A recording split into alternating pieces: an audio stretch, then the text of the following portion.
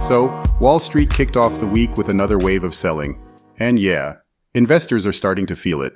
Hey everyone, it's Tuesday morning, November 18th, and welcome back to Capital Markets Quickie. I'm your host, Endrit Sella, here to break down yesterday's market action in just 2 minutes.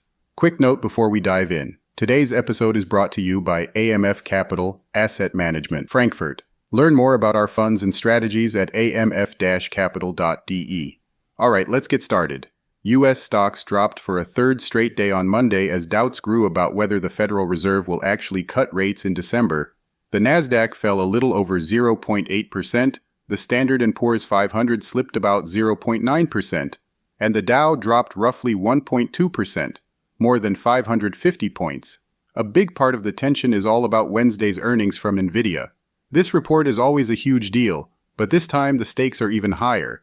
Investors are wondering whether big tech valuations are still justified, and whether all this massive spending on artificial intelligence will truly pay off, and shares of the chipmaker were down almost 2% after a filing showed that Thiel Macro sold its stake.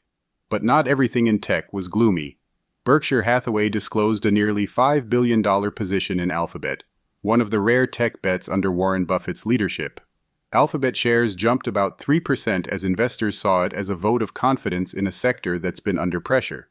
Meanwhile, investors are still waiting for the long-delayed jobs report for September, which is finally scheduled to be released on Thursday. Even though the shutdown ended, the flow of economic data is still not fully back online.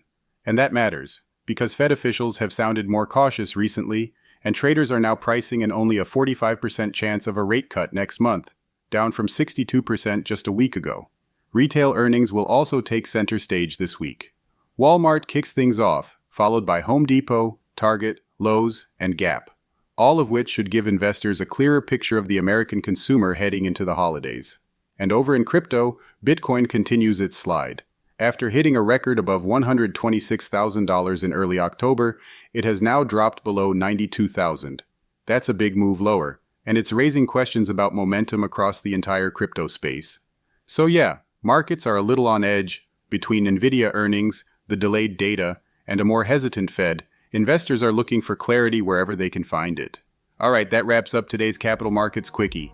Join me again tomorrow morning for more market updates. See you then.